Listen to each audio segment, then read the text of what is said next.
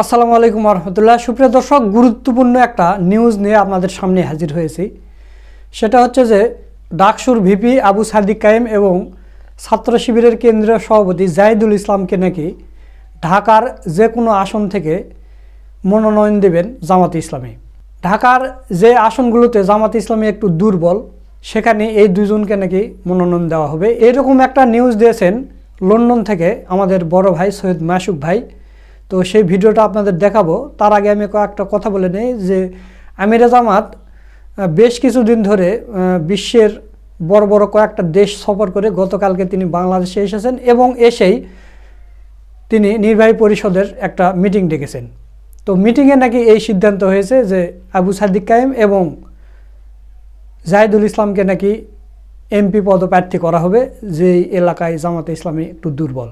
তো দর্শক, সাদিক কায়েম এবং জাহিদুল ইসলামকে যদি এমপি প্রার্থী করা হয় তাহলে কেমন হবে সেটা অবশ্যই আপনারা কমেন্ট করে জানিয়ে দেবেন। আগে আপনারা এই ভিডিওটা দেখেন এবং এই ভিডিও সম্পর্কে আপনাদের মূল্যবান মতামত কি সেটাও অবশ্যই কমেন্ট করে জানিয়ে দেবেন। তো বেশি দেরি করব না, চলুন আগে আমরা সৈয়দ মাসুক ভাইয়ের সেই ভিডিওটা দেখে আসি।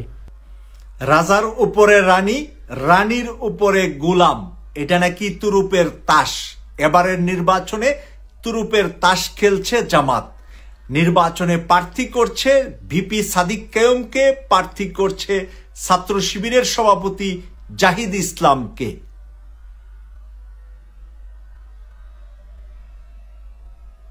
আসসালামু আলাইকুম ওয়া রাহমাতুল্লাহি ওয়া বারাকাতুহু। গুরুত্বপূর্ণ কিছু তথ্য এসেছে, শেয়ার করছি আপনাদের সাথে। তথ্যগুলা খুবই জটিল এবং কঠিন খেলা এখন খেলতে নেমেছে। বিএনপির ডিক্লারেশনের পরে জামাত তাদের নিজস্ব প্রার্থী পরিবর্তনের পরিকল্পনা করেছে এবং কঠিন পরিকল্পনা, কঠিন ছক এঁকেছেন। আমেরিকা থেকে ইউকে এবং তুরস্ক, সৌদি আরবের 4টি দেশ সফর করে ঢাকায় নেমেই প্রথম দিনই সন্ধ্যায় সর্বোচ্চ কমিটিকে নিয়ে বৈঠকে বসেছেন জামাত আমির ডাক্তার শফিকুর রহমান। আর সেই কমিটির বৈঠকের ভিতরেই আলোচনা হয়েছে ঢাকার আসনগুলাতে চমক দেখাবে জামাত। ঢাকায় যেই নির্বাচনী আসন যত বেশি চমক হবে, সারা বাংলাদেশ এর চমকটা ছড়িয়ে পড়বে। ডাকসু নির্বাচনের প্রভাবটাই পরদিন জাহাঙ্গীরনগর বিশ্ববিদ্যালয়ে পড়েছে, আবার চট্টগ্রাম বিশ্ববিদ্যালয়ের প্রভাবটাই পরদিন রাজশাহী বিশ্ববিদ্যালয়ে আরো বেশি বিজয়ী হয়েছে। এই কথাটা কোনো গতানুগতিক কথা নয়। আমার নিজের চোখ দিয়ে ডাকসু নির্বাচন 90-তে যখন ছাত্রদল বিপুল ভোটে পাশ করলো, আর 91-তে বেগম খালেদা জিয়াও বিপুল ভোটে প্রধানমন্ত্রী হলেন। এই জায়গা থেকে এবার যারা নাকি বলতে চান বিশ্ববিদ্যালয়ের নির্বাচন আর জাতীয় নির্বাচন এক নয়, তারা আসলে নিজ ইচ্ছা করে মানুষকে নিজে ঘু খেয়েছে আর মানুষকে ঘু খাওয়ানোর চেষ্টা করে। যে কোনো মানুষ ভুলবশত ঘু খেয়ে ফেলছে নিজে, এখন চায় যে পুরা জাতিটাকে ঘু খাওয়াতে। তাদের অবস্থা হইল এই চরিত্রের কিছু বুদ্ধিজীবী, কিছু রাজনৈতিক বিশ্লেষক বিভিন্ন টকশোতে এরকম ঘু খাওয়া আলোচনা করে, কিন্তু রিয়েলিটি হলো 90-এর চাইতে আর বড় উদাহরণ কি হতে পারে। যারা 90-এ ভোটার ছিলেন তারা আমার জিনিসটার বাস্তবতা বুঝতে পারবেন। তো আজকের ডাকসু যে সারা বাংলাদেশের ছাত্র সমাজ নয়, সারা বাংলাদেশের তরুণদের ভিতরে, আপনি যদি তরুণ মনে করেন 18 থেকে 40ও মনে করেন, এই 18 থেকে 40-এর ভোটারের সংখ্যা অর্ধেকের বেশি বাংলাদেশে। তাই এই ভোটারের সংখ্যাটার ভিতরে যে জনপ্রিয়তা ছাত্র শিবির এনেছে, ওই জনপ্রিয়তাটা কিভাবে কাজে লাগানো যায়, ডাক্তার শফিকুর রহমান বিদেশের সফরের ভিতরে ভিতরে সবকিছু রেডি করেছেন। এবার ঢাকায় নেমেই প্রথম দিনের বৈঠকেই সিদ্ধান্ত এসেছে ঢাকার গুরুত্বপূর্ণ আসনগুলাতে ডাকসু বিপি এবং জাহিদের নাম সহ আরো কিছু ছাত্র শিবিরের নেতার নাম এসেছে, যারা আগামী নির্বাচনে তাদেরকে জামাত রেখে দিয়েছিলেন পরের নির্বাচনের জন্য, যে এবার নয়, তারা 5 বছর পরে যে নির্বাচন আসবে ওই নির্বাচনে অংশগ্রহণ করবে। কিন্তু দেখা গেল যে তরুণ সমাজের যে প্রভাবে সংসদে যাবে জামাত, সেই প্রভাবকে ধরে রাখার জন্য ছাত্র শিবিরের কাঁচা মাথাগুলাকে তারা নির্বাচনে নিয়ে আসতে হবে। তখন এই মাথাগুলাকে দেখে তরুণ তরুণীরা ঢাকায় নেমে পড়বে জামাত শিবিরের সাথে। কারণ সাদিক কাইয়ুম যেদিক দিয়ে হাঁটবে ওই দিক দিয়ে অন্তত 100 ক্যামেরা হাঁটবে।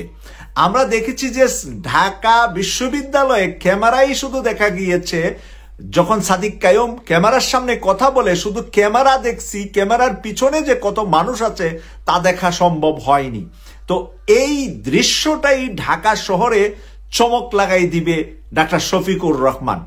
আমরা এতটুকু জানতে পেরেছি যে সাদিক কাইয়ুমের আসনটা হবে ঢাকা 8, মির্জা আব্বাসের আসনটা, এই মির্জা আব্বাসের আসনটা কিন্তু ঢাকার একেবারে প্রাণকেন্দ্র, মতিঝিল সহ সবকিছু, কিন্তু সচিবালয় সহ সবকিছু, ঢাকা বিশ্ববিদ্যালয় সহ সবকিছু ওই 8-এর ভিতরে।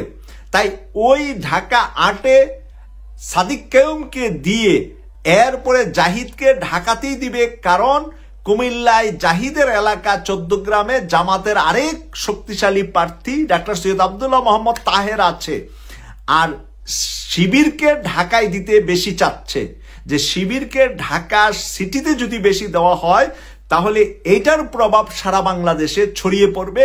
ঢাকায় কারা নির্বাচিত হচ্ছে, কারা পাশ করছে, সেই কথাটাই যেন সারা দেশে ছড়িয়ে পড়ে।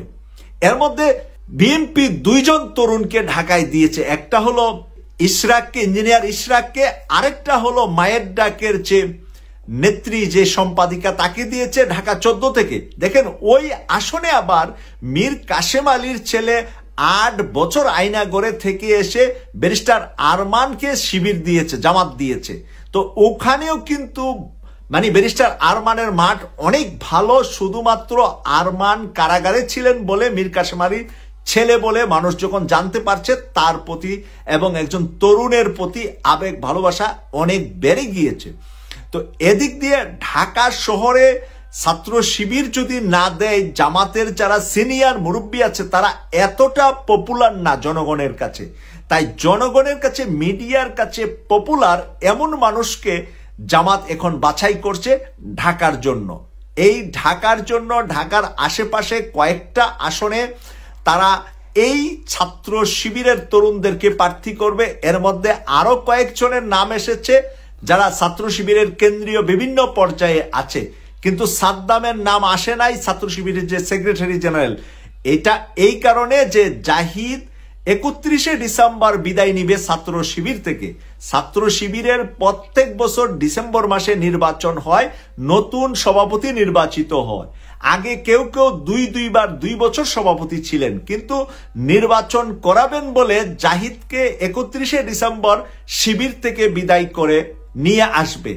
এবং সাদিক কাইয়ুম যেহেতু ডাকসু বিপি হয়েছে, আর ডাকসু এলাকা জুড়ে সংসদ নির্বাচন, ডাকসু বিপি তো সংসদ নির্বাচন করা নিষেধ না, কারণ ডাকসু বিপি অবস্থায় আমানুল্লাহ আমান কেরানীগঞ্জে নির্বাচন করেছিল, সবার চাইতে বয়স কম ছিল 91-তে, এবং বাংলাদেশের সব এমপির চাইতে সবচেয়ে বেশি ভোট পেয়েছিল আমানুল্লাহ আমান, 1,25,000। তখনকার সময়ে 90 সালে কিন্তু একটা আসনে ভোট মানুষ 30,000 পেয়ে এমপি হয়েছে। এখন 1,30,000 পাইলে এমপি হবেন, কারণ এখন জনশক্তি সারা দেশে বেড়েছে। কেরানীগঞ্জে আমার মনে আছে যে সেটা প্রায় 35 বছর আগের নির্বাচন, সেখানে আমানুল্লাহ আমান 1.25 লাখ ভোট পেয়ে সারা বাংলাদেশের প্রার্থীদের মধ্যে সবচেয়ে বেশি ভোট পেয়েছিলেন আমানুল্লাহ আমান, এই ডাকসু বিপি থাকা অবস্থায়। এই কারণে এখন ডাকসু বিপিকে মানে সাদিক কাইয়ুমকে ঢাকার আসনে দিলে বিএনপির সাথে একটা পাল্লা দেওয়া, বা বিএনপি ধানের শীতকে যেরকম মানুষ চিনে, দাড়িপাল্লাকে সেভাবে চিনার জন্য এই তরুণদেরকে নিয়ে এসে নির্বাচনের মাঠ আবার নতুন করে সাজাবে বলে এয়ারপোর্টে নেমেই কিন্তু সাংবাদিকদের প্রশ্নের জবাবে ডাক্তার শফিকুর রহমান বলছেন যে আমরা পূর্ণ প্যানেল আবার খুব শীঘ্রই আপনাদের সামনে ঘোষণা করব। অলরেডি কিন্তু তাদের 300 প্রার্থী আছে, এর মধ্যে এ বি সি 3টা ক্যাটাগরি রেখেছে জামাত। সি ক্যাটাগরি হলো তাদেরকে উড্র করবে, তাদের জায়গায় অন্য প্রার্থী দিবে, এ ক্যাটাগরি চেঞ্জ করবে না। আর বি ক্যাটাগরি থেকে খুব জরুরি হলে অন্য দলকে দিতে হলে বা নিজের দলের ভিতরে খুব জরুরি মনে করলে বি ক্যাটাগরি থেকেও কিছু পরিবর্তন জামাত করবে। তাই ঢাকাতে বি এবং সি ক্যাটাগরি জামাতের প্রার্থী আছে, সেই কারণে ঢাকার ওই বি এবং সি উঠিয়ে তারা ওই ছাত্র সমাজ থেকে এ আইনে এখানে এন্ট্রি করাবেন। এবং এই চমক আমাদের সামনে এই নভেম্বর মাসেই ডাক্তার শফিকুর রহমান দেখাবেন বলে আমরা বিশ্বস্ত সূত্র থেকে পেয়েছি। কেটিভি 24 এর পাশে থেকে নিয়মিত অনুষ্ঠান দেখার আমন্ত্রণ জানাচ্ছি। আমি সৈয়দ মাসুক, লন্ডন থেকে। আল্লাহ হাফেজ। সুপ্রিয় দর্শক, আপনারা সৈয়দ মাসুক ভাইয়ের ভিডিওটা দেখলেন। তো আজকের এই ভিডিও সম্পর্কে আপনাদের মূল্যবান মতামত কি তা অবশ্যই কমেন্ট করে জানিয়ে দেবেন। ভিডিওটা ভালো লাগলে শেয়ার করবেন। সকলকে ধন্যবাদ। আসসালামু আলাইকুম ওয়া রাহমাতুল্লাহ।